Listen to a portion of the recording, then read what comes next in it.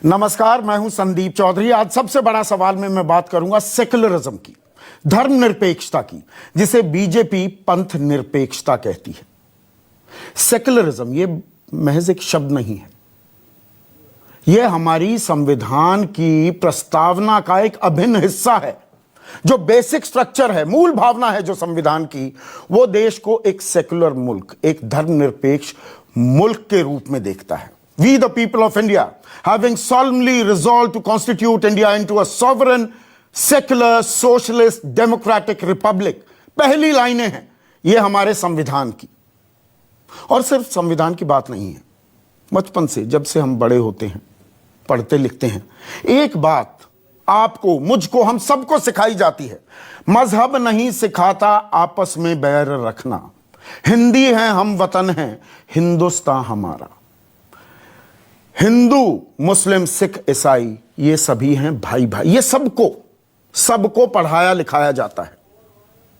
पर आप कहेंगे कि ये आध्यात्मिक ज्ञान क्यों देने लगे आज शाम को 7 बजे? इसके पीछे एक वजह है। जो ये सेक्युलर शब्द है ना, इसके मायने भी लगातार बदलते जा रहे हैं। सेक्युलरिज्म की दुहाई देने वाले आजकल सेक्युलर हो गए हैं। SICK, बीमार लोग हैं जो धर्मनिरपेक्षता की बात करते हैं। इसकी धज्जियां उड़ाई जा रहे हैं, चिथड़े उड़ाए जा रही हैं। 3 ताजा मिसाल देता हूं पिछले 24 घंटे की। सबसे पहली, संवैधानिक पद पर तैनात राज्यपाल की बात कर रहा हूं मैं, महाराष्ट्र के राज्यपाल भगत सिंह कोश्यारी। वो एक चिट्ठी लिखते हैं सूबे के मुख्यमंत्री उद्धव ठाकरे को। पृष्ठभूमि समझाता हूं। सब कुछ खुल रहा है आजकल, बार्स भी खुल गए, होटल्स खुल गए, स्कूल खोलने की बात हो रही है, जिम्स खुल गए। धार्मिक स्थलों पर अभी भी तालाबंदी है। आप धार्मिक स्थल पर नहीं जा सकते। आस्था से जुड़ा मसला है, इसमें लोग परेशान हैं और इस पर लगातार मांगे उठ रही थी।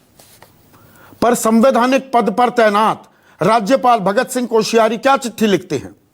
मैं सोच रहा हूं कि क्या आपको दिव्य ज्ञान मिला है जिसके कारण से आप धार्मिक स्थलों को खोलने की सीमा बढ़ाते जा रहे हैं? और क्या आप अचानक से खुद भी सेकुलर हो गए हैं? वो एक शब्द जिससे आप नफरत करते थे, ध्यान दीजिए, क्या आप अचानक से खुद भी सेकुलर हो गए हैं?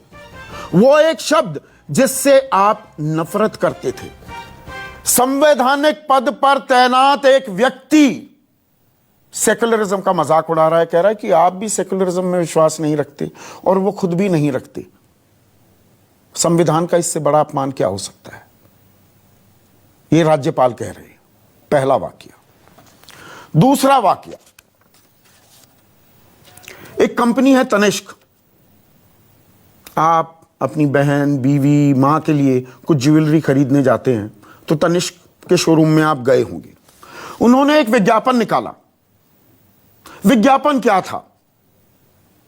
एक परिवार है, मुस्लिम परिवार,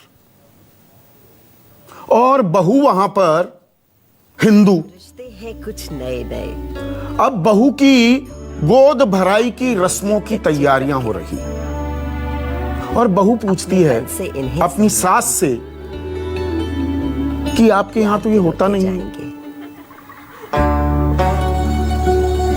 तो सास कहती है आप मेरी बेटी हो, जोड़ लेंगे, एक बंधन बुनते जाएंगे। ये प्यार का रिश्ता है, ये सम्मान का रिश्ता है।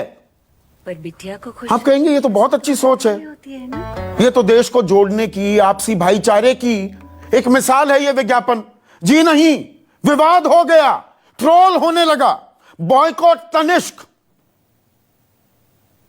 तनिष्क के सामानों का बहिष्कार करो। ट्रोल होते गए। तनिष्क को यह विज्ञापन हटाना पड़ा। आप देखिए, मैंने एक वानगी दिखाई। इस विज्ञापन में क्या था? यह देश को तोड़ने वाला विज्ञापन था कि जोड़ने वाला विज्ञापन?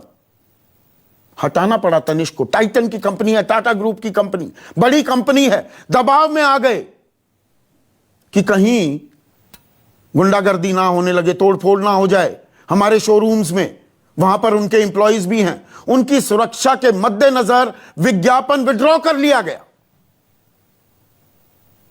और ये यकायक देखिए, बहुत दिनों से हिंदू मुसलमान की ये सेकुलरिज्म को लेकर, सेकुलरिज्म के तंज ताने ये बिल्कुल नहीं हो रहे थे। लेकिन एक वो पुराना शेर है कि सरहद पर तनाव है, चुनाव नजदीक है क्या, कुछ उसी की वानगी भी दिख रही है। बिहार में चुनाव हो रहे हैं, ये हिंदू मुसलमान, चुनाव आते ही हिंदू मुसलमान क्यों होने लगता है, सेकुलरिज्म की बातें क्यों होने लगती हैं, छद्म धर्मनिरपेक्षवाद क्यों आ जाता है। अब बिहार में ही कल देश के गृह राज्य मंत्री हैं, minister of state for home, देश की सुरक्षा के लिए जिम्मेदार नित्यानंद राय बिहार से ही ताल्लुक रखते हैं, और वो कहते हैं कि देखिए विपक्षियों की सरकार आ गई ना बिहार में, तो कश्मीर के आतंकी बिहार में आ जाएंगे। कश्मीर आज की तारीख में एक केंद्र शासित प्रदेश है, कश्मीर के आतंकी बिहार आ जाएंगे। जैसा 2015 में कहा गया था कि उस वक्त जेडीयू आरजेडी के साथ थी, इनकी सरकार बन गई तो पाकिस्तान में पटाखे फोड़े जाएंगे। सुनिए नित्यानंद राय की बात। वैसे लोग जो जाएंगे बिहार में, अगर सरकार आरजेडी की बनेगी तो कश्मीर से जिस आतंकवादी को हम सफाया कर रहे हो आकर बिहार की धरती पर पनाह ले लेगा। ऐसा होने नहीं देंगे। प्रधानमंत्री जी ने सीमा हमारे जी ने सौंपा है, गृह मंत्री जी ने सौंपा है, हम आने नहीं देंगे। यह भी सही है, लेकिन उसका मंसूबा यही रहेगा कि वह किसी प्रकार का समझौता वह व्यक्ति कर सकता है, सत्ता कितनी लोलुपता। ऐसे में आज का सबसे बड़ा सवाल, बिहार में चुनाव है, सेक्युलरिज्म पर तनाव है, पुराना नैरेटिव आ गया है क्या, और क्या अब देश में तेरा हिंदुत्व और मेरा हिंदुत्व की लड़ाई होगी। परिभाषा क्या है, और हिंदुत्व भाईचारे की बात करता है या झगड़े, नफरत और फसाद की बात करता है। इस पर हम चर्चा करेंगे। मेरे साथ बीजेपी की राष्ट्रीय प्रवक्ता संजू वर्मा हैं, कांग्रेस के राष्ट्रीय प्रवक्ता प्रोफेसर गौरव वल्लभ, जेडीयू अहम घटक है, बिहार में चुनाव है, सत्ता में है, उन्हीं के नेता मुख्यमंत्री पद के फिर से चेहरा हैं, अजय आलोक मेरे साथ जुड़ चुके हैं, आरजेडी के प्रवक्ता फैजल अली हैं, दिलीप चेरियन देश के जाने माने इमेज गुरु हैं, और मैं तनिष्क के इस विज्ञापन पर इनसे बात करने वाला हूं। इसके अलावा राजनीतिक विश्लेषक और सत्यहिंदी.com नाम का डिजिटल प्लेटफॉर्म चलाते हैं आशुतोष मेरे साथ जुड़ चुके हैं। तो संजू, मेरा सवाल मैं सिलसिलेवार तरीके से शुरू करता हूं जी। जो भगत सिंह कोश्यारी कह रहे हैं राज्यपाल जी कि अचानक से आप खुद भी सेकुलर हो गए, एक संवैधानिक पद पर बैठा हुआ आदमी सेकुलरिज्म से नफरत करता है, संवैधानिक पद पर होना चाहिए भगत सिंह कोश्यारी को।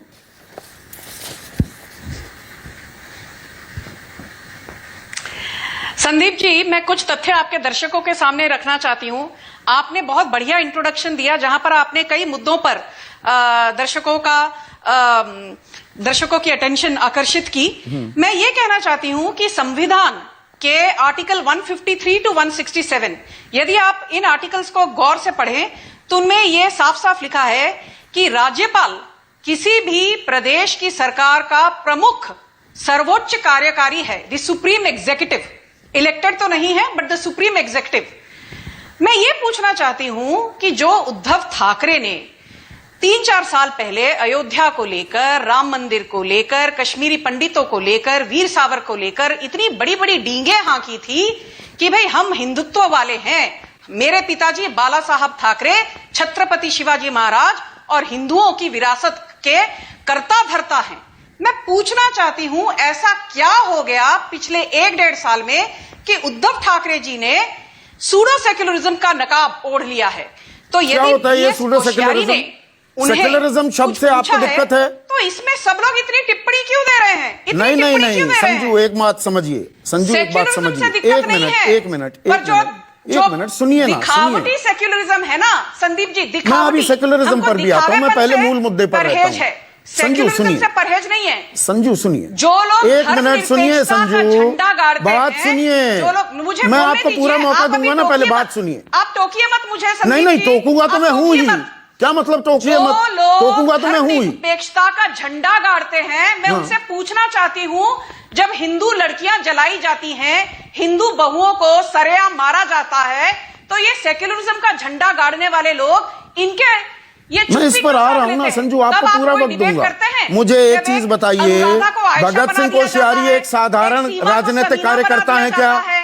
भगत सिंह कोश्यारी एक साधारण राजनीतिक कार्यकर्ता है? वो संविधान की रक्षा करने के लिए, संविधान के तहत काम करने के लिए वहां पर मौजूद है। वो कहेंगे आप सेकुलर हो गए, सेकुलरिज्म का मजाक उड़ाएंगे राज्यपाल होते हुए। सेक्युलरिज्म से परहेज होनी चाहिए। किसको? आप या तो बोल लीजिए, आपको सुनना नहीं है, आपको सवाल भी पूछना है, जवाब भी देना है। जवाब दीजिए। एक संवैधानिक पद पर बैठा हुआ व्यक्ति सेकुलरिज्म का अपमान करेगा, ये कितनी शोभा देता है? तो चुपचाप सुनिए। हाँ, डांटिए मत, यहाँ पर जवाब दे रही हूं, आराम से, शांति से, शालीनता से बात करनी सीखिए। सुनने का धैर्य रखिए। हाँ, मैं धैर्य रखता हूँ, शालीनता रखिए। जवाब सुनना नहीं चाहते हैं, जवाब सुनने में सुनाइए, आपको दिक्कत जवाब हो रही है। हाँ बोलिए। मैं ये कह रही हूं संदीप जी कि हमको, भारतीय जनता पार्टी को या फिर बीएस कोश्यारी को, किसी को भी जो संवैधानिक पद पर है उसको सेक्युलरिज्म यानी धर्मनिरपेक्षता से कोई परहेज नहीं होना चाहिए। पर यदि धर्मनिरपेक्षता की आड़ में आप तुष्टीकरण की राजनीति करेंगे, अपीजमेंट करेंगे, तो संविधान मेरा ये नहीं लिमिटेड कहता है पॉइंट कि है स्टेट और रिलीजन ये दोनों अलग अलग चीजें हैं। मेरा लिमिटेड पॉइंट है, एक राज्यपाल, ठाकरे ने एक कॉन्स्टिट्यूशनल पोस्ट पर मौजूद आदमी सेकुलरिज्म से परहेज करता दिखे, तंज करता दिखे, ये कितना उचित है? लिमिटेड पॉइंट, लिमिटेड सवाल, डायरेक्ट सवाल। जब उद्धव ठाकरे ने वीर सावरकर के खिलाफ बोला, राम मंदिर के खिलाफ बोला, कश्मीरी पंडितों के खिलाफ बोला, उद्धव ठाकरे उस वक्त क्या थे? एक राजनीतिक हस्ती थे। के बैठ गए, वो कॉन्स्टिट्यूशनल पोस्ट पर थे क्या? कॉन्स्टिट्यूशनल पोस्ट की बात कर रहा हूं मैं संजू।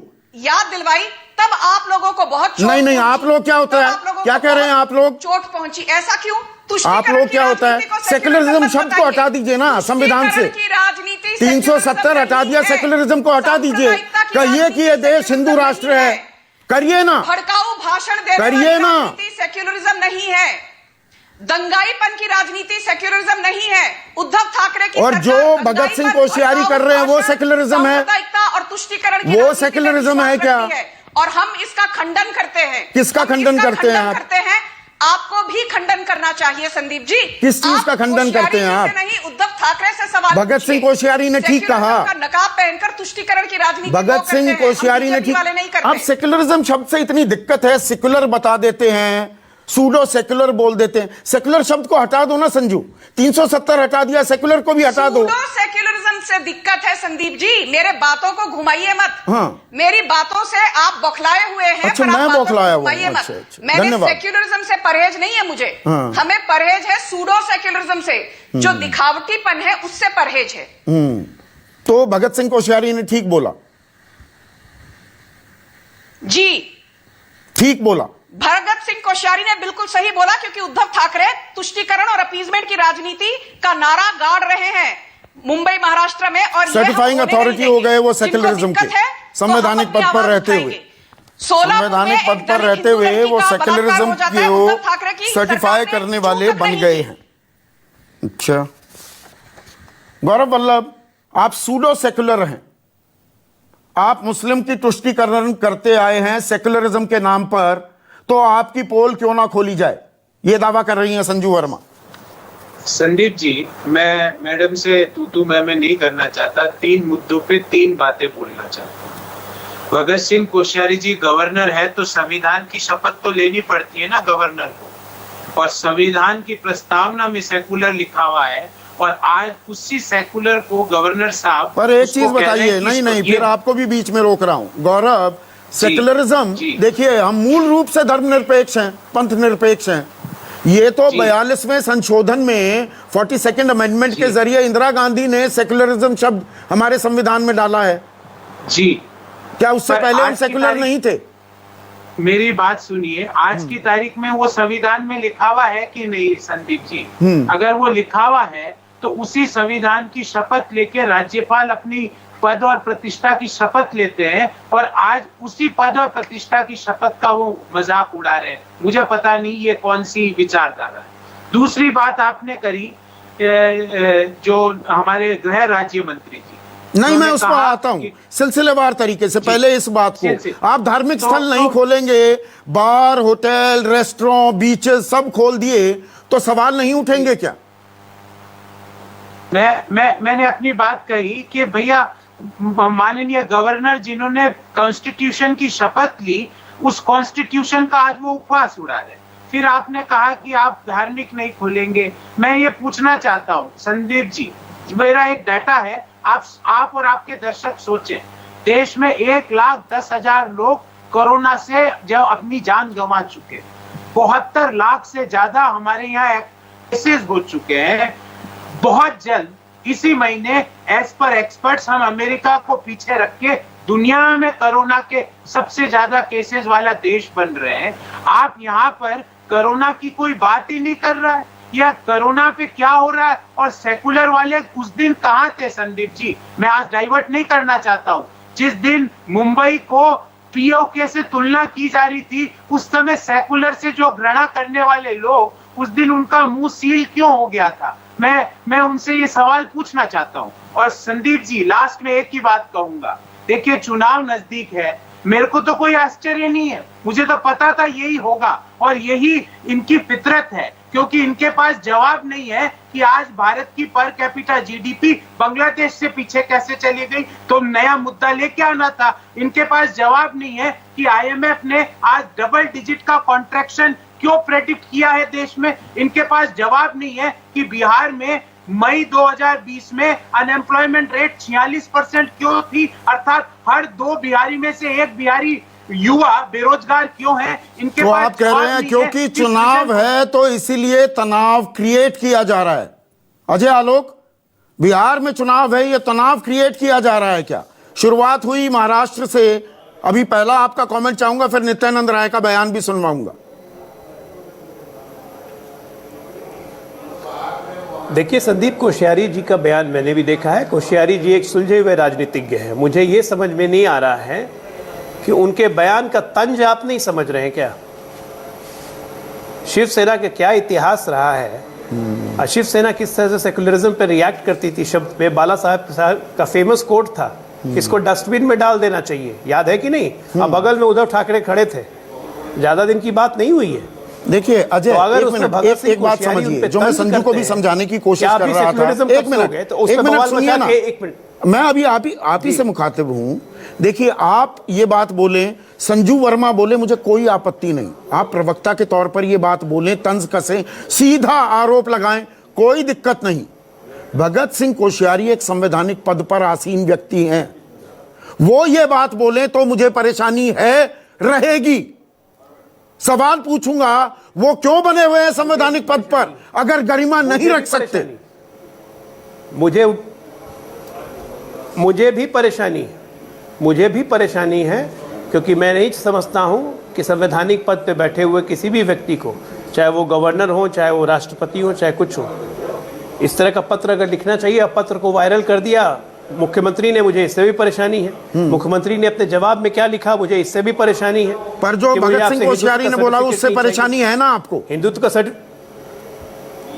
बिल्कुल नहीं करना चाहिए। हाँ। ये शोभा नहीं देता, ये शोभा नहीं देता है। लेकिन इस देश में ऐसे ऐसे बहुत सारे काम हुए हैं जो अशोभनीय हुए हैं। नहीं, फिर इतिहास के गड़े मुर्दे उखाड़ते रहोगे तो फिर हर कृत्य को जस्टिफाई कर सकते हैं ना अजय आलोक? अभी आपने खुद किया कि हिंदू राष्ट्र बना दो। आप क्या कहना चाह रहे हैं? अगर मान लीजिए आज एनडीए सरकार ये विधेयक ले आके लोकसभा राज्यसभा में पास करवा देती है कि भारत एक हिंदू राष्ट्र हो जाएगा, किस पॉलिटिकल पार्टी की औकात है आगे आने वाले समय में कि हिंदू राष्ट्र हटा के फिर से वापस सेकुलर कर दे? बोले कांग्रेस पार्टी, हिम्मत है? किया जा रहा है, कल सत्ता में आ भी जाएंगे तो हिंदू राष्ट्र वापस सेकुलर कर देंगे। क्या बात आप बोल रहे हैं? सेकुलरिज्म हो गया, सेकुलर व्यक्ति सेकुलर हो गया, ये चल रहा है ना नैरेटिव। आपको आपत्ति नहीं है इससे? मुझे आपत्ति है। संदीप बात सुनिए। मुझे आपत्ति और भी चीजों पे है। मुझे आपत्ति है 42nd अमेंडमेंट से। क्यों किया गया? संविधान की आत्मा से छेड़छाड़ करने का उसको हक किसने दिया बदलिए कांग्रेस ना। पार्टी को? जब सारा बदलिए का सारा ना, विपक्ष जेल में 370 हटाया था, ना क्यों आपने। किया गया? बदलना चाहिए, बदलिए ना। और इसी एक कड़ी मिनट, में एक और बिल्कुल चीज जोड़ बदलना देता हूं। अब चाहिए। एक मिनट लेकिन अजय, किया क्यों गया? हाँ, उस एक वक्त मिनट। देश की मीडिया इतनी पावर। एक मिनट संदीप, मैं खत्म कर लूं। संदीप 10 सेकंड दीजिए मुझे, मैं खत्म नहीं, कर मैं दूं। अभी आप ही से देश में सवाल उस वक्त पूछूंगा इलेक्ट्रॉनिक आगे। मीडिया नहीं था। प्रिंट मीडिया पे इमरजेंसी का अंकुश लगा के उन्हें चुप करवाया गया। क्यों नहीं प्रॉब्लम हुई थी? आज भी क्यों प्रॉब्लम होती है? और आज आप कुछ होता है तो लोग मोदी मीडिया एनडीए मीडिया करने लगते हैं। आप सवाल तो बड़ा आराम से भगत सिंह कोश्यारी पे उठाते हैं, ये इतिहास को क्यों भूल जाते हैं आप? आपने बड़ा आराम से कर दिया, हिंदू राष्ट्र बना दो। अगर बना दिया हिंदू राष्ट्र तो किसकी औकात है? तो हिंदू बनाइए राष्ट्र से ना, वापस से बनाइए ना। ये जरा पीछे बताएं पीछे मुझे। खेल क्यों होते हैं जो भगत सिंह कोश्यारी कर रहे हैं? चिंता एक मत मिनट कीजिए, ये सुनिए। विषय- और ये नित्यानंद विषय राय का भगत सिंह बयान कोश्यारी सुनवा ने देता हूं तंज ना, किया आप ही था। से सवाल पूछ रहा हूं। नित्यानंद राय देश के गृह राज्य मंत्री हैं, minister of state for home. वो क्या कह रहे हैं वो सुन लीजिए। वैसे लोग जो जाएंगे बिहार में, अगर सरकार आरजेडी की बनेगी तो कश्मीर से जिस आतंकवादी को हम सफाया कर रहे हो आकर बिहार की धरती पर पनाह ले लेगा। तो बिहार में आ जाएंगे आतंकी। दोबारा से मैं बयान सुनवाया ताकि कोई भी आउट ऑफ कॉन्टेक्स्ट आप ये ना कहें कि मैं बात कह रहा हूं। आतंकी बिहार में आ जाएंगे, विपक्ष की सरकार बन गई तो। अजय, ठीक, अब मैं इसका जवाब देता हूं। हाँ, मैं जवाब देता हूं इसका। कृपया करके बीच में टोकिएगा मत। नित्यानंद राय जी ने एक इमेजिनेटिव सिचुएशन बताई कि अगर आरजेडी की सरकार आ जाएगी तो बिहार में आतंकी प्रश्रय लेंगे। उसके चार कारण हैं। आरजेडी जैसी पार्टी या कांग्रेस पार्टी का एंटी सोशल और एंटी नेशनल एलिमेंट से एसोसिएशन का एक लंबा स्थापित इतिहास रहा है। AK-47 लश्कर तोयबा की AK-47 आरजेडी के सांसद मोहम्मद शहाबुद्दीन के घर से मिलती है। सन 2009 यूपीए की सरकार थी। 2011 गृह मंत्री शिंदे, कांग्रेस के गृह मंत्री, हमारी सरकार को पत्र लिखा जाता है, रिमाइंडर दिया जाता है कि शहाबुद्दीन सांसद के गांव की घेराबंदी अच्छे से करवाइए, ISI से संबंध स्थापित हो चुके हैं। तथ्य नंबर 2। तथ्य नंबर 3, शर्जील इमाम, आपसे दिन में भी डिस्कस हो रहा था। शर्जील इमाम आरजेडी कैंडिडेट के बेटा है जो कि भारत के टुकड़े टुकड़े करना चाहता है, चिकन नेक को दबाना चाहता है। क्यों? शख्स number 4, Rajballabh Yadav, Arun Yadav, known arm smuggler, rape के आरोपित, ये सब आरजेडी के लोग हैं। अब मैं पूरी लिस्ट गिनाने लगूंगा, कार्यक्रम ही खत्म हो जाएगा। मैं सिर्फ साध्वी प्रज्ञा ठाकुर का नाम ले लेता हूं। आतंक में आरोपी राष्ट्रपिता महात्मा गांधी को गोली मारने वाले गोडसे को देशभक्त कहने वाली प्रधानमंत्री कहते हैं कभी मन से दिल से माफ नहीं कर पाऊंगा, पर आज भी बनी हुई है। 1 मिनट। हाँ, अरे 1 मिनट आप बिल्कुल लीजिए ना। कोर्ट अगर आरोपित करेगा तो बिल्कुल लीजिए, उनको बिल्कुल सजा होनी चाहिए। प्रधानमंत्री ने तो इतनी हिम्मत दिखाई कि कहे कि मैं कभी मन से उनको माफ नहीं करूंगा, कभी ये नहीं लूंगा। लेकिन सोनिया गांधी तो रो रही थी बाटला हाउस के एनकाउंटर पे। तो इनको जेल में क्यों नहीं डालते? चुनाव के टाइम पे याद आ जाता है ये आतंकियों से जुड़े हैं, देश विरोधी ताकतें हैं। चुनाव के टाइम पे क्यों याद आता है अजय आलोक? देखिए संदीप वर्मा जी, संदीप जी गलत बात है। नहीं, मैं वर्मा कब से हो गया? जब मैं संजू वर्मा हूं तो आप बीच में मत बोलिए। आप दर्शकों तक मेरी बात नहीं पहुंचना देना चाह रहे हैं आप। अच्छा, आप ये बात सुनिए। अब आपको एक खुलासा कर रहा हूं आज आपके चैनल पे, एक खुलासा कर रहा हूं आपके चैनल पे, देश को जानने का हक है। महागठबंधन जब हम आरजेडी कांग्रेस के साथ सरकार में थे, पहली गांठ कब पड़ी आज आपको बताता हूं। आपको याद होगा 2016 में मोहम्मद शहाबुद्दीन की हाईकोर्ट से बेल हो गई। आप संदीप वर्मा, शुक्रवार की शाम थी, आपने मुझे अपने चैनल पर बैठा के मेरी धज्जियां, मेरे और मेरे सरकार की धज्जियां उड़ाई कि हमने बिहार सरकार का पक्ष अच्छे से कोर्ट में नहीं रखा, इसलिए हाई कोर्ट ने बेल दे दिया और अब हम सुप्रीम कोर्ट में अपील करने नहीं जाएंगे। ये आपका कहना था, आर्काइव निकाल के चेक कर लीजिए। मैंने आपको उस वक्त भी कहा था कुछ भी हो, मंडे को बिहार सरकार सुप्रीम कोर्ट में अपील करेगी, ये बेल रद्द करवाएंगे हम। शहाबुद्दीन जी के कहने पे शनिवार इतवार 2 दिन लालू जी लगातार प्रेशर बनाते रहे। 2 आदमियों के नाम लेकर मैं मंजू वर्मा का नाम यहाँ पर लेने लगूंगा। मत करो, 1 मिनट क्या आप सुनिए। मंजू वर्मा पे ही बताता हूँ, सबका जवाब दूंगा मैं। अनंत सिंह आज गुंडे हो गए, आपके साथ थे तो वो गुंडे नहीं थे। सवाल मैं ये पूछ रहा हूँ, चुनाव आते ही सारे विपक्षी दल देश विरोधी और आतंकवादी गतिविधियों में विलुप्त लोगों से मिले जुले कैसे हो जाते हैं? सवाल ये है। एक तरफा बोलिए, एक तरफा नहीं बोल रहा हूं, आप अपना नैरेटिव सेट कर रहे हैं, सवाल का जवाब नहीं दे रहे। सुनिए, आपको संजू वर्मा ने ठीक कहा है, मैं सब बात का जवाब दे रहा हूं, आप सुनने को तैयार नहीं। शहाबुद्दीन पे क्यों आप बात बदल रहे हैं? नहीं, मैं क्यों बदलूंगा? मेरा सवाल ये है, आपको चुनाव के टाइम पे याद क्यों आता है? 2 दिन प्रेशर बनाया एंटी नेशनल एलिमेंट के लिए, 2 दिन प्रेशर बनाया। ये एंटी नेशनल लाइन है, जेल में डालो ना, सरकार आपकी डबल इंजन सरकार है। अब एक जेल तो डाला हमने, सुप्रीम कोर्ट में बिहार सरकार गई, शहाबुद्दीन को जेल हुई और वहां से पहली गांठ पड़ी। लालू यादव लगातार क्रिमिनल्स को बचाने के लिए एसपी को फोन करते थे, थाने में फोन करते थे, ये ट्रांसफर कर दो। तो ये वजह थी। फैजल अली, मुझे ये बताइए, आपका गठबंधन शर्जील इमाम के पिता को टिकट दे देता है, आप आतंकियों को संरक्षण देते नजर आते हैं। अगर आप देश विरोधी ताकतों से मिलेंगे तो आप पर आरोप लगाए जाएंगे, आप घेरे जाएंगे। देखिए, मैं सारे लोगों की बात सुन रहा था, लेकिन सबसे पहले एक बात कहना चाहूंगा कि जिस तरह से पिछले 6 साल में हम लोगों ने देखा है कि राज्यपाल के पद की जो गरिमा है, उसको जिस तरह से, आप भी पत्रकार हैं और बहुत सीनियर पत्रकार हैं संदीप जी, और जितने लोग मेरे मित्र बैठे हैं, सबने इस बात को नोट किया होगा, भले वो ना बोलें, अपनी उनकी विशेषताएं होंगी, कि पहले 2015 से पहले के जो गवर्नर थे वो कम से कम राजनीतिक बयान नहीं दिया करते थे, यही परिपाटी थी, इसका पालन करते थे, चाहे वो किसी भी दल के रहे हों, वो राजनीतिक बयानबाजी से बचते थे। आज आप देखिए, जब से ये 2015 के बाद का जो समय आया भारत में, उसमें एक के बाद एक गवर्नर जो है ना सिर्फ की राजनीतिक बयानबाजी करते हैं, अब तो संविधान के ऊपर भी टीका टिप्पणी कर रहे हैं। मैं बहुत संजीदगी से एक बात कह रहा हूं और मुझे आशा है कि लोग डिस्टर्ब नहीं करेंगे कि जिस तरह का बयान, जिस तरह का वो अभी हमारी भाजपा के प्रवक्ता कह रहे थे कि तंज किया जा रहा है, और जो जेडीयू के प्रवक्ता हैं वो भी कह रहे तंज को समझिए। हालांकि उन्होंने कहा कि हाँ, उससे सहमत नहीं है, लेकिन उसके साथ साथ उन्होंने 42वें संशोधन पे भी सवाल उठाया है। ये बताइए कि क्या सेकुलर जैसे वर्ड, जो पूरे हिंदुस्तान का मिजाज है सेकुलर, उस पर आप तंज कर रहे हैं। एक मिनट संजू, आपको पूरा रिस्पॉन्ड करने का मौका मिलेगा। फैजल अली को स्क्रीन पर रखिए। नहीं, शिष्टाचार तो भारतीय आप बोलिए नहीं है, लेकिन फिर भी मैं आपसे करबद्ध विनती करता हूं कि आप चुप रहिए, इसलिए कि जब आप बोल रही थी तो मैं चुप था। हालांकि भारतीय जनता पार्टी और उसके गठबंधन के लोगों से शिष्टाचार बिल्कुल अपेक्षित नहीं, आप इधर उधर मत जाइए ना फैजल, मुद्दे पर रहिए। आप कह रहे हैं कि 2015 के बाद ऐसा हुआ, वो इमरजेंसी की जो बात कर रही थी संजू वर्मा, इमरजेंसी कैसे लगी थी, राष्ट्रपति कैसे नतमस्तक हो गए थे, वो भी संवैधानिक पद पर थे।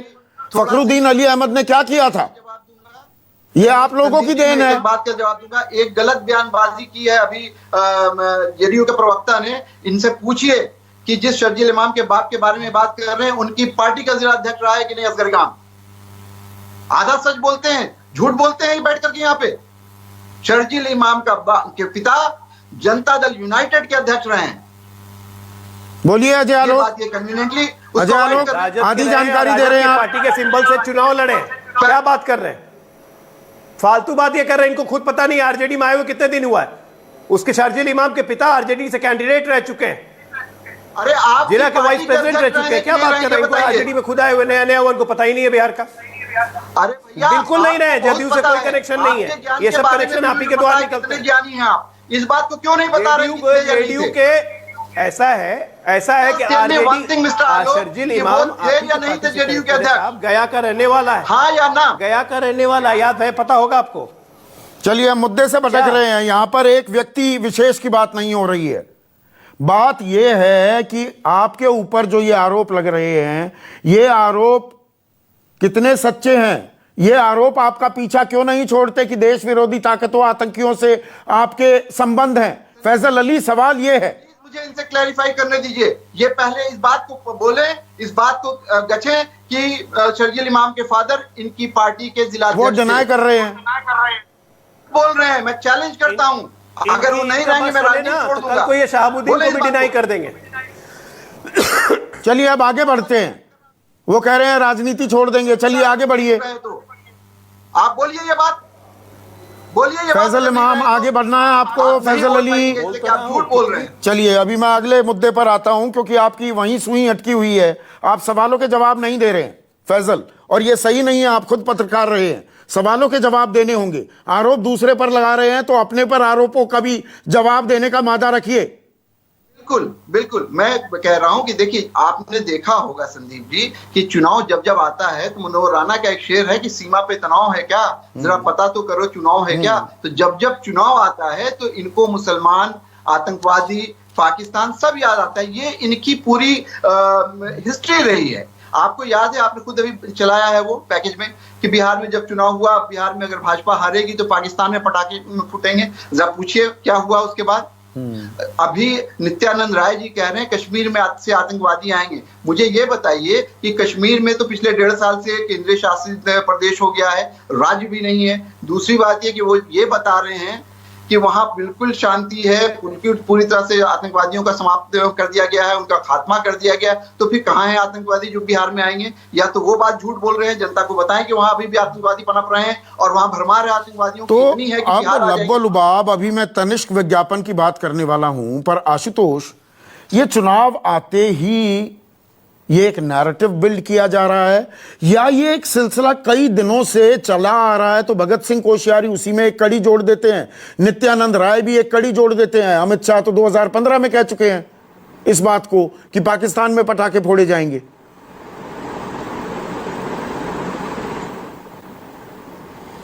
देखिए संदीप, भगत सिंह कोश्यारी जी का पहले बैकग्राउंड हमें देखना पड़ेगा। भगत सिंह कोश्यारी खांटी आरएसएस के सदस्य रहे हैं और उनका पूरा जीवन आरएसएस की विचारधारा में रहा है। मैं ये मानने के लिए कतई तैयार नहीं कि भगत सिंह कोश्यारी जैसा अनुभव का आदमी इस तरीके का कि कोई चिट्ठी लिखे और वो सिर्फ जिसे कहते हैं ना कि क्षण में उन्होंने लिख दिया, ऐसा नहीं है।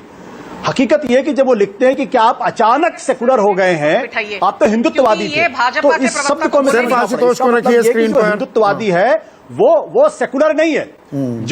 जो हिंदुत्व, इसका मतलब बहुत स्पष्ट है कि भगत सिंह कोश्यारी की नजर में जो आदमी हिंदुत्ववादी है, जो हिंदुत्ववाद को मानता है, वो दरअसल सेकुलर नहीं है। ये उनके कहने का मतलब है, इसको हमें समझना पड़ेगा। मेरा अपना कहना यह है कि आप संवैधानिक पद पर हैं। संविधान, सेकुलरिज्म और संविधान एक दूसरे से मिले हुए हैं। अगर आप संविधान की शपथ लेते हैं, अगर आपको देश के सेकुलरिज्म में यकीन नहीं है, तो आप कृपया करके अपना पद छोड़ दीजिए। बीजेपी के प्रवक्ता के नाते आप जो मन में आए बातें करिए, लेकिन अगर आप संवैधानिक पद पर हैं, संविधान की शपथ अगर आप लेते हैं, तो आपको कहना पड़ेगा, या फिर आप भगत सिंह कोश्यारी को सामने खड़े होकर कहना पड़ेगा, मुझे सेकुलरिज्म पे यकीन नहीं है, मैं सेकुलर नहीं हूं। और यही बात मैं देश के प्रधानमंत्री से भी कहूंगा कि क्या वो ये मानते हैं कि वो सेकुलर है या सेकुलर नहीं है? क्या देश के गृह मंत्री मानते हैं वो सेकुलर है या सेकुलर नहीं है? क्या नीतीश कुमार जी कहेंगे कि वो सेकुलर है या सेकुलर नहीं है? देखिए, ये पूरी जो बहस है, ये पूरी बहस बिल्कुल स्पष्ट है। अभी अजय आलोक जी कह रहे थे कि अगर हिंदू राष्ट्र बन जाए, मैं कहता हूं बनाइए ना हिंदू राष्ट्र। आपको रोका किसने है? आपके पास लोकसभा के अंदर बहुमत है, आपने 370 लगा दिया, बनाइए हिंदू राष्ट्र। आप डरते क्यों हैं? अगर आप अगर रोक पाएगा कोई तो रोकेगा, नहीं रोकेगा तो बनेगा देश हिंदू राष्ट्र। आप क्यों ये क्यों कहते हैं कि हिंदू राष्ट्र बन जाएगा तो वापस नहीं होगा? मैं कहता हूं आप बनाइए हिंदू राष्ट्र। अगर है ताकत आपके पास, लोकतंत्र में ताकत है, अगर आपको हिंदुस्तान के सेकुलरिज्म यकीन नहीं है, तो आप हिंदू राष्ट्र बनाइए। आप धमकी मत दीजिए, और कृपया करके आप बीजेपी के साथ हैं तो इसका यह मतलब नहीं है कि आप जो धमकी देंगे वो उससे आप डरेंगे। वो सहज भी हो रहे हैं, डरने वाली नहीं। उन्होंने कहा, भगत सिंह कोश्यारी ने जो कहा वो गलत है, ये भी कहा अजय आलोक ने। आशु, बट एक बात बताऊं संदीप में एक बात और बता दूं आपको, एक बात और बता दूं कि जनता दल यूनाइटेड चुनाव के बाद कहीं आरजेडी के साथ ना चला जाए। जो स्थिति इस वक्त बीजेपी की है, 2015 में लालू प्रसाद यादव का भ्रष्टाचार याद नहीं आता। 2015 में जब चुनाव लड़ना था, तब आपको शहाबुद्दीन याद नहीं आया, तब आपको ये नहीं याद है कि लालू प्रसाद यादव की जो पार्टी है दरअसल वो देशद्रोह में लगी, तब उनको याद नहीं आ रहा था। तब गले मिलके, चूंकि मुख्यमंत्री का पद लेना था, इसलिए आपने कर लिया।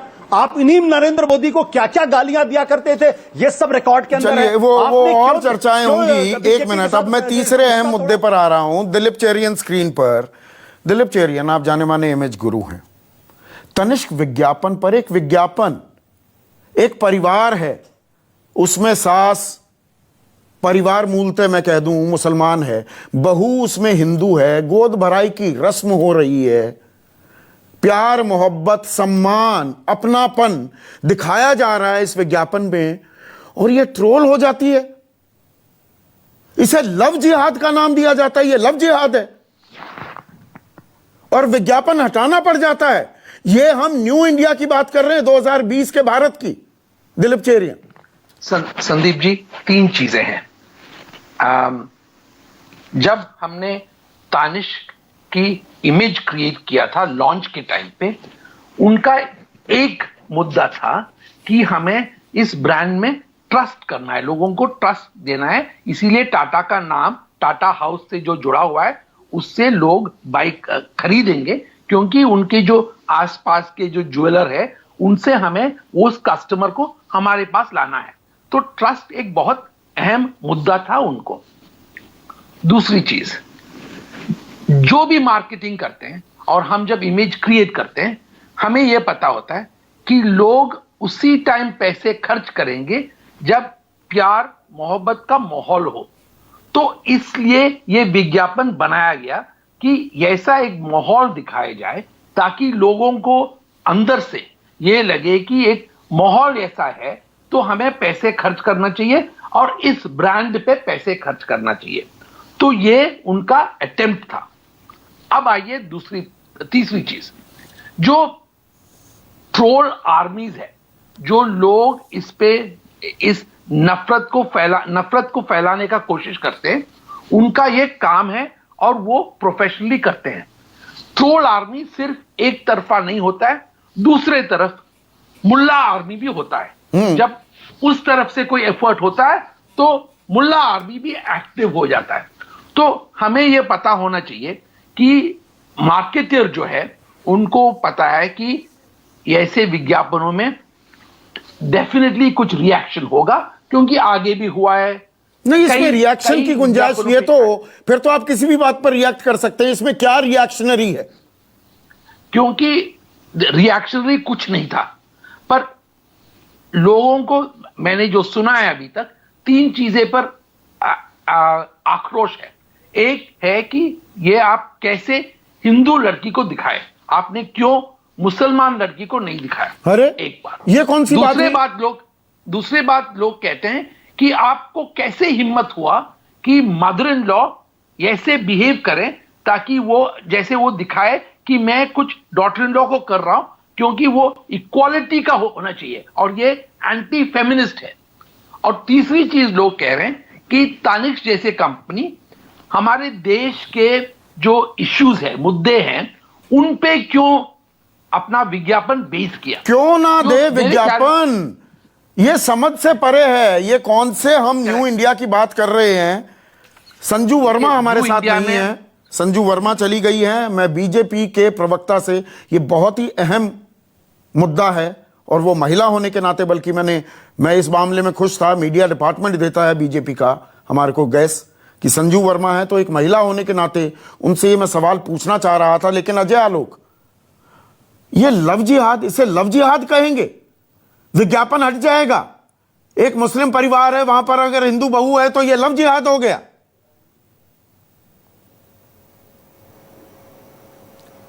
मुझे ये समझ में नहीं आता है संदीप जी कि आप जब जानते हैं कि इन सब चीज़ों से माहौल बिगड़ता है तो इस तरह के विज्ञापन देने की ज़रूरत क्या है? नंबर 1। अच्छा, ठीक है, आपको अपने ज्वेलरी ब्रांडिंग करनी है, बेचनी है, सब कुछ ठीक है, लेकिन ज़बरदस्ती के कंट्रोवर्सी में पड़ने का क्या जरूरत है? आप बैल मुझे मार। एक मिनट, संजू आ गई हैं। घर में मुस्लिम, एक मिनट अजय, संजू आ गई हैं और संजू से मैं ये बहुत ही अहम क्योंकि मुद्दा है संजू, अच्छा वो आप वापस आ गई।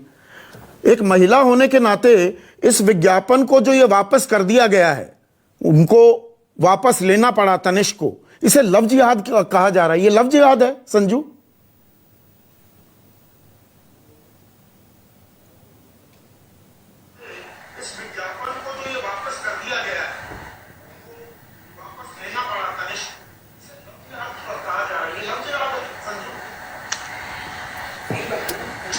संदीप, मैं आपसे एक चीज ये कहना चाहती हूं कि दिलीप चेरियन यहां पर आकर कुछ कहकर गए और आपने कहा कि भाई क्यों ऐसा नहीं दिखाया जा सकता कि हिंदू लड़की का बहुत स्वागत हो रहा है मुस्लिम खानदान में और उसकी अच्छी तरह से देखभाल हो रही है।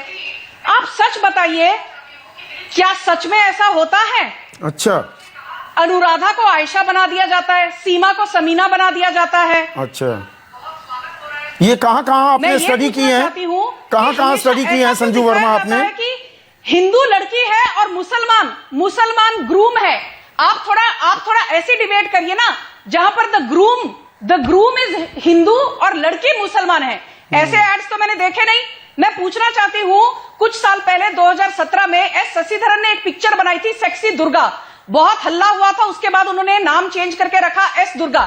क्या कभी कोई ऐसी पिक्चर बनाने की हिम्मत करेगा? Sexy Salma, sexy Ayesha, sexy Safura, sexy Sameena. तो मतलब ये लफ्ज याद है, ये लफ्ज याद है संजू वर्मा। नाम पर कट्टरपंथ बोलते हो, पर आपको शर्म नहीं आती है? बार बार हमारे धर्म पर आप आक्रमण करते हो, आप हमारे धैर्य का आप तो ये लफ्ज याद है, आप ये कह रही हैं संजू, आप मान रही हैं कि ये लफ्ज याद है, लफ्ज याद को प्रमोट कर रहा है ये विज्ञापन। नेटफ्लिक्स देखिए, हिंदू फोबिया ब्लेटेंटली दिखता है। मैं पूछना चाहती हूं, sexy Salma, sexy Ayesha, sexy Safura, ऐसी पिक्चरें कब बनेगी? आपको मेरी आवाज आ रही है कि अभी आप टीवी से कनेक्शन मेरी ऑडियो सुन पा रही हैं संजू? मेरी आवाज आ रही है आपको? मजाक उड़ाकर आप चाहते हैं कि हम चुप बैठे, ऐसा नहीं होगा। हिंदू जाग चुका है। अच्छा, हिंदू जाग चुका है, इसको आप लफ्ज याद कह रही हैं। तो आप ही के बड़े नेता हैं मुख्तार अब्बास नकवी, केंद्र में मंत्री हैं, उनकी धर्मपत्नी हिंदू है, क्या वो भी लफ्ज याद है? शाहनवाज हुसैन आपके राष्ट्रीय प्रवक्ता हैं, उनकी बीवी भी हिंदू है, वो भी लफ्ज याद है क्या संजू? इसको आप लफ्ज याद कह रही हैं, सही ठहरा रही है। शाहनवाज हुसैन की बात नहीं की ना जफर इस्लाम की बात की। आप बातों को घुमाइए। नहीं, मैं घुमा नहीं रहा, मैं सीधी बात करता हूं, कोई बात नहीं घुमाता। आप ये जो नकाब ओढ़कर बैठे हैं, कोई नकाब नहीं, नकाबों की बात छोड़िए, मुद्दे की बात कीजिए, सवाल का जवाब नहीं है। बैठे हैं उसको थोड़ा हटाइए। तो इसे लफ्ज याद कह रही है, वहां भी लफ्ज याद हो रहा है क्या? सीधा सवाल है। सलमा पिक्चर बननी चाहिए? हाँ। क्या सेक्सी आयशा पिक्चर बननी चाहिए? हाँ। क्या सेक्सी सलमा पिक्चर तो बननी मतलब चाहिए? ऐसे विज्ञापनों की न्यू इंडिया में कोई जगह नहीं है। आप आराम से भी बात कह सकती हैं। लड़की से दुराचार करता है। मुझे आपका जवाब मिल गया, 3 मिनट हैं, बाकी भी मेहमान हैं। गौरव वल्लभ, सेक्सी सलमा एक ही हिंदुओं को बदनाम करने की, गलत तरीके से दिखाने की साजिश है। हिंदू परंपराओं आस्थाओं का मजाक उड़ाया जाता है, बाकियों को बड़ा सहेज कर रखा जाता है। संजू वर्मा ये कह रही है। देखिए संजू जी की क्या है कि दिमागी स्तर उनका एक लेवल पे है, मैं उनकी बातों का जवाब डायरेक्ट नहीं, निजी टिप्पणी नहीं गौरव वल्लभ, मैं निजी नहीं कर रहा हूं, मैं 1-2 बातें करना चाहूंगा। आपने नित्यानंद जी की बात कही, उस समय मुझे रोक लिया। MOS होम कहते हैं कि अगर RJD कांग्रेस जीतेगी तो कश्मीर के टेररिस्ट बिहार आ जाएंगे। कहां से आएंगे भाई साहब, होम मिनिस्टर साहब? वो तो आएंगे उत्तर प्रदेश होके ही आएंगे, उत्तराखंड होके ही आएंगे, हिमाचल होके ही आएंगे, तीनों जगह आपकी सरकार है। आप MOS होम रह के अपनी बात अपने आप का स्वीकार करते हो कि आपका कोई लॉ एंड ऑर्डर नहीं है। और मैं पूछना चाहता हूं आलोक जी से, आलोक जी जब होम मिनिस्टर देश के बोले पाकिस्तान में तालियां पिटेगी, तो आपने जब नीतीश कुमार जी ने मुख्यमंत्री की शपथ ली तब क्या पाकिस्तान में तालियां पिटी थी क्या अजय जी? आपको क्या इस तरह की जानकारी है? मुझे तो नहीं।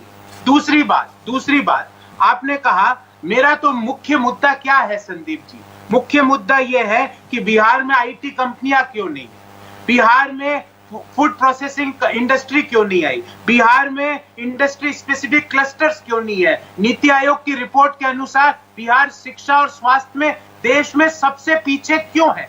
इन बातों का जवाब चाहिए। तो बेसिक इश्यूज पर चर्चा नहीं हो रही है, उनसे भटकाई जा रही है, ध्यान को भटकाया जा रहा है। लेकिन फैसल, मैं क्विक कमेंट आपसे चाहूंगा। जो संजू वर्मा कह रही हैं, हिंदुओं का अपमान, हमारे धर्म हमारी आस्थाओं का अपमान हो जाए, वो चलता है। मुसलमानों के बारे में कुछ भी कह दिया जाए तो सेकुलरिज्म का झंडा बरदार कर दिया जाता है, क्यों? नहीं, देखिए एक बात तो ये कि जो तनिष्क ऐड है, जाती तौर पे मुझे उससे कोई इतराज नहीं है। अभी अजय आलोक जी ने भी कहा कि उससे भावनाएं आहत होती हैं या माहौल खराब होता है। मुझे लगता है ऐसा नहीं है। अगर आप जनरल सर्वे करवाइए संदीप जी, तो जनरल जो मास में इस तरह की चीजें नहीं है, लोगों को इससे कोई अंतर नहीं पड़ता है। एक चीज आपको याद दिलाऊंगा कि बॉलीवुड की जितनी फिल्में बनती हैं, आप देखिएगा उसमें बुरे चरित्र में जो दिखाते हैं वो ज्यादातर मुसलमानों को दिखाते हैं, टोपी लगाए हुए है, क्रिमिनल है, ये है वो है, ये चला आ रहा है परिपाटी है बॉलीवुड की। लेकिन मुझे नहीं लगता इस पे कभी कोई एहतजाज हुआ या प्रोटेस्ट हुआ। लेकिन ये जो बहुत अच्छे टेस्ट में था, मुझे ये लगता है संदीप जी कि ये जो एडवर्टीजमेंट था तनिष्का, वो गंगा जमनी तहजीब को प्रमोट करने वाला था, जो सौहार्द है उसको बढ़ाने वाला था। इस पे लोगों को इतराज नहीं होना चाहिए था। और मैं नहीं एतराज हुआ है ना आशुतोष। लास्ट कमेंट यहाँ पर अजय आलोक ये कह रहे हैं कि अरे जब आपको मालूम है ऐसे विज्ञापन बनाओगे तो तनाव हो जाएगा, तो ऐसे विज्ञापन क्यों बनाए जाते हैं? मतलब भाईचारा प्रमोट करने के लिए एक दूसरे के धार्मिक आस्थाओं के सम्मान का वीडियो ना बनाया जाए, इससे भावनाएं दरअसल आहत होती हैं। देखिए संदीप, अगर इस विज्ञापन से किसी की भावनाएं आहत होती तो मैं ये कहूंगा उनके दिमाग में खलल है, अपने दिमाग का इलाज कराएं लोग। अगर इससे बढ़िया विज्ञापन मैंने बड़े दिनों बाद देखा जो इतनी खूबसूरती के साथ दो धर्मों के बीच के रिश्ते को व्याख्यायित करने की कोशिश करता है, अगर इस पर लोगों को आपत्ति है तो फिर हिंदू राष्ट्र बना ही दीजिए ना, फिर इंतजार किस बात का कर रहे हैं? ये क्या कि आप तनिष्क में जिस व्यक्ति ने ये विज्ञापन बनाया, आप उसके लिंक्डइन के उसके अकाउंट में जाते, फिर उसको आप जान से मारने की धमकी देते, ये बताइए हम हिंदुस्तान हो क्या गया है? आप हिंदुस्तान, ऐसा हिंदुस्तान चाहते हैं क्या कि आपको कोई लिखने के पहले 100 बार सोचना पड़े, आपको विज्ञापन बनाने के पहले 100 बार सोचना पड़े, और फिर आपके अकाउंट में जाके आपको जान से मारने की धमकी दी जाए? ये जो लोग कर रहे हैं वो हिंदुस्तान के 100 टुकड़े करने की पूरी योजना बनाकर आए हुए हैं। जवाब चाहूंगा। टाटा जैसी बड़ी कंपनी दबाव में आ गई, विज्ञापन हटाना पड़ गया है। एक तरफ हम देख रहे थे बड़ी बड़ी कंपनियों ने बहुत से चैनल्स पर एडवर्टाइजमेंट देने से मना कर दिया कि आप नफरत फैला रहे हैं। यहां भाईचारे के विज्ञापन को विड्रॉ करना पड़ रहा है टाटा ग्रुप को। मेरे ख्याल में तानिश ने बहुत जल्दबाजी में एड विथड्रॉ किया। हर एक व्यक्ति को पता है कि जैसे आशुतोष ने जे कहा और संदीप जी आपको भी पता है कि अच्छा एड जो है वो मार्केटिंग इंपैक्ट करके वो चले जाता है, 1-2 दिन के बाद उसका इंपैक्ट रहता नहीं है। ट्रोल आर्मी हो या मुल्ला आर्मी हो, कोई फर्क नहीं पड़ता। सर्फ एक्सेल ने ऐसे ही एक एड बनाया था और 1-2 दिन के विवाद के बाद वो एड चलता रहा। तो मेरे ख्याल में कॉर्पोरेट बड़े कंपनीज जो है उनको ये सोच समझ के ही एड बनाते हैं। ये न्यू इंडिया है, एक सेकुलर इंडिया है, अभी सेकुलरिज्म शब्द है, अभी भी भाईचारा मेंटेन करने की बात है। दबाव में आने की जरूरत नहीं है। कॉर्पोरेट घराने भी दबाव में आने लगेंगे तो ये न्यू इंडिया के लिए अच्छी खबर दरअसल नहीं है। आज के लिए बस इतना ही। नमस्कार। सबसे